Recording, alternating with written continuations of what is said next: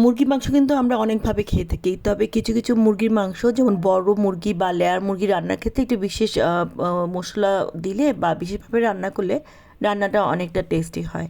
তো এখানে আজকে আমি লেয়ার মুরগি রান্না করে দেখাবো। এখানে প্রায় 1.5 কেজি পরিমাণে লেয়ার মুরগি, তার সাথে আমি প্রায় 1 কাপ পরিমাণ দিয়ে দিলাম পেঁয়াজ কুচি, তার সাথে দিয়ে দিলাম আমি এখানে প্রায় 1.5 টেবিল চামচ পরিমাণ আদা বাটা, 1.5 টেবিল চামচ পরিমাণ রসুন বাটা, ধনিয়া গুঁড়া, জিরা গুঁড়া 1 চামচ করে ভর্তি করে দিলাম।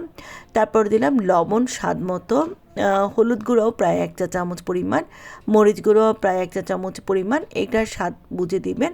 এখানে এলাচি, দারচিনি, তেজপাতা, লং, গোলমরিচ এই সবগুলো উপর দিয়ে দিলাম। আর দিয়ে দিলাম শুকনা মরিচ 2-3টি। এই শুকনো মরিচটা দেওয়ার কারণে কিন্তু এই মুরগির মাংসের টেস্টটা অনেকটা ভালো হয়। তো এখন একটু ভালো করে নেড়ে চেড়ে দিচ্ছি। যেহেতু লেয়ার মুরগি বা শক্ত মুরগি এগুলো একটু সময় নেয়, তাই আমি আবারও একটু ভালো করে নেড়ে চেড়ে মিশিয়ে দিচ্ছি। চাইলে প্রথমে এটা হাত দিয়েও মিশিয়ে হাতে মেখেও বসাতে পারেন। তো এখন আমি এখানে তেল দিয়ে দিলাম, প্রায় এখানে 1/3 কাপ পরিমাণ তেল দিয়েছি। আর এটা চামড়া সহ রান্না করছি, এটার মধ্যে কিন্তু চামড়া থেকেও অনেকটা তেল আসবে। তো এখন প্রায় আধা ঘন্টার জন্য আমি এটা ঢাকা দিয়ে রেখেছি।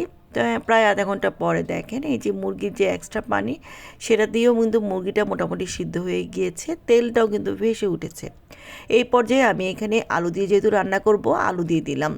তো আলুটা দেওয়ার কারণে কিন্তু অনেক সময় আলু চাইলে দিতে পারেন, নাও দিতে পারেন, কিন্তু আলু দিলে কিন্তু টেস্ট হয়, যেহেতু এগুলো তেল তেলে মুরগি। তারপরে আমি আবারও প্রায় 10-15 মিনিটের জন্য রেখে দিয়েছিলাম। এখন যেহেতু একটু মুরগিটাও সিদ্ধ হয়েছে, আলুটাও প্রায় সিদ্ধ হয়েছে, এখন আমি ঝোলের জন্য পরিমাণ মতো পানি দিয়ে দিব। এখানে আমি একটু ঝোল ঝোলে রাখবো এটা, তাই আমি সেই পরিমাণ পানি দিবেন। আপনারা যতটুকু ঝোল খেতে পছন্দ করেন সেই পরিমাণে পানি দিলে হবে। তো পানি দেওয়ার পরে আমি আবারও এটা ঢাকা দিয়ে রাখবো 10-15 মিনিটের জন্য। একটু ভালো করে আমি নেড়ে নিয়ে এখন আমি ঢাকা দিয়ে রেখেছি। এখন প্রায় 10-15 মিনিট পরে দেখেন এই যে মুরগির যে তেল এক্সট্রা সেটা কিন্তু উপরে উঠে গিয়েছে, মুরগিটাও ভালো ভালো সিদ্ধ হয়ে গিয়েছে। আর এখন আমি এটার মধ্যে যে এক্সট্রা একটা মশলা দিচ্ছি সেটা হচ্ছে গিয়ে জিরা গুঁড়ি দিচ্ছি। চাইলে গরম মশলা দিতে পারেন, এটা দেওয়ার কারণে কিন্তু টেস্টটা ভালো আসে আর এক্সট্রা কোনো গন্ধ থাকে না। তো এখন আবার একটু নেড়ে আমি এটা ঢাকা দিয়ে রাখবো তেলটা উপরে ওঠার জন্য। ব্যাস হয়ে গেল মজাদার লেয়ার মুরগি। এই নিয়মে রান্না করলে রান্না কিন্তু খুব ভালো হয়, এক্সট্রা কোনো গন্ধ হয় না। আর আশা করি রেসিপি ভালো লেগেছে। সবাই ভালো থাকবেন। আল্লাহ হাফেজ।